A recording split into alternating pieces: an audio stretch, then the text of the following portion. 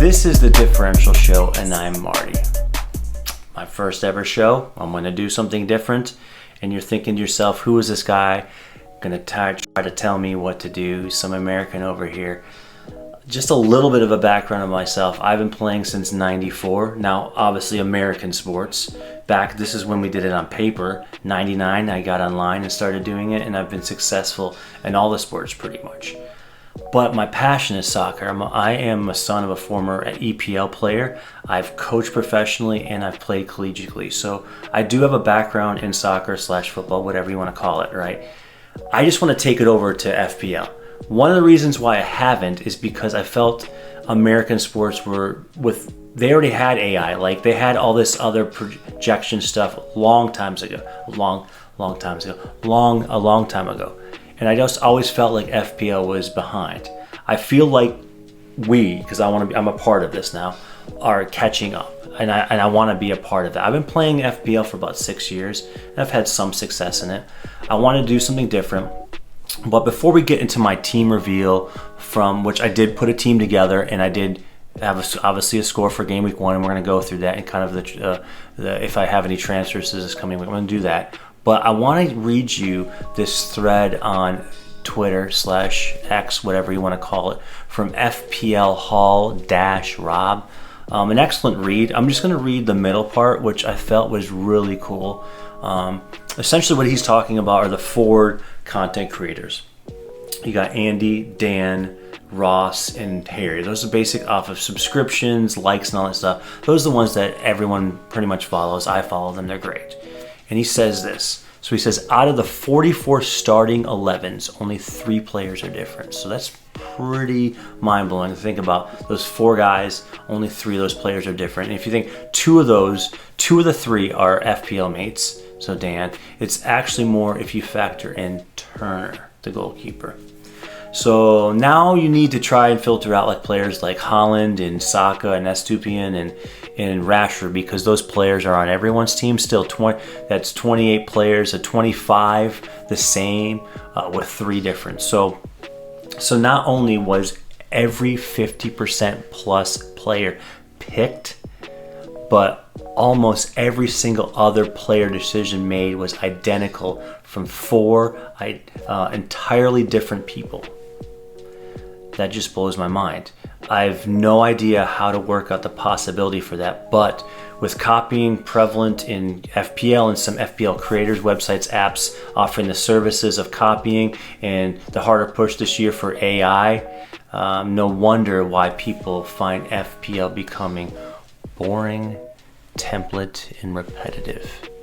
So I want to take that out because I don't want FPL to be boring and like this. Because if you want to do really well, you could just copy the AI or just copy as close as possible one of these content creators.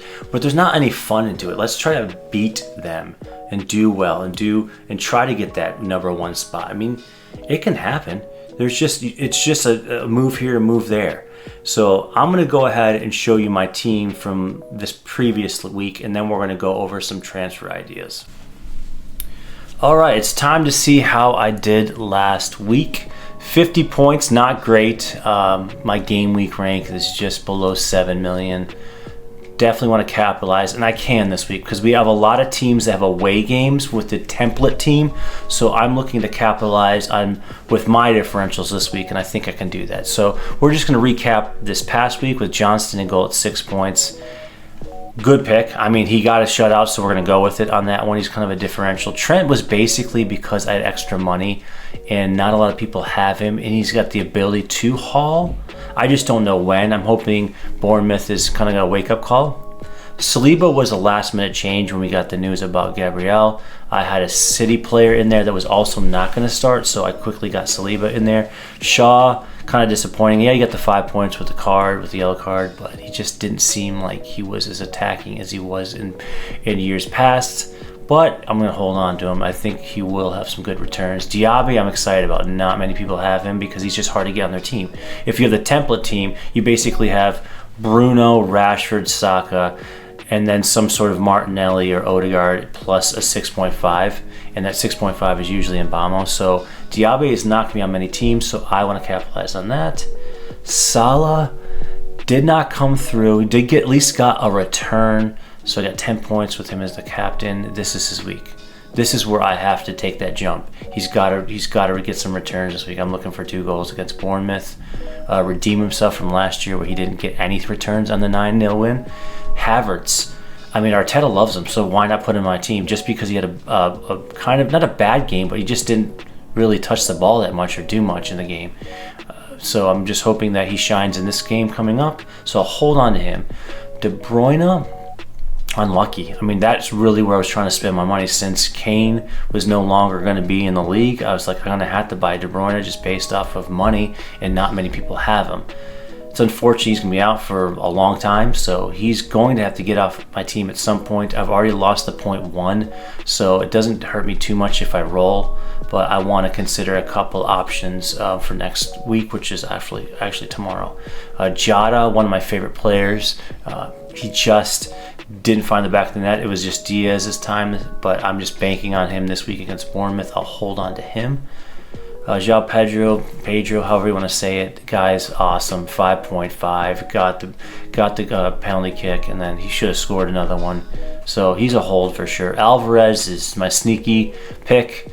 He's going to get more minutes just based off of KDB's out. He plays kind of behind Haaland, so when Haaland does get sub after they're up 4 to 5-0, Alvarez usually does stay on, and he just moves to the striker position. So hope to bank off that garbage time at the end. And then just looking at the bench, just want to point out Wissa. And I know some people were talking about him, some of the content creators, but no one actually got him. I got him. It just happens to be on my bench, so I got to find a way to get him in my team. So that's this week. Let's talk about this coming week, which starts tomorrow, and transfer options. As a differential, which I am looking at something obviously different.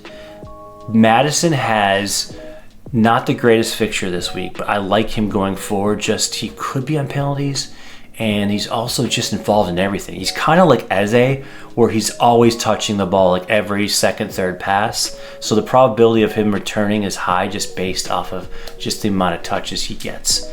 But I don't like the fixture this week. The other person I want to focus on is Gibbs White from Forest. Has a great fixture against Sheffield United. He's just lively. He just needs to play against a weaker team to get some results. He did so well last year, and not many people had him, so another sneaky player to have. So that's a consideration for this week. But I'm not going to make that decision until probably right before the deadline. I'm kind of weighing it this way. I think I want to hold for Madison. I think that's someone I can bring in week 3 if needed. I think Gibbs White, it's going to come down to, do I want to play Wissa or do I want Gibbs White? Because that's what's going to have to happen. I don't really want to bench any of the other players, so I'm going to have to contemplate that. And once again, thank you for watching. Please subscribe. I will be putting on a video each week. This is something different, and thank you.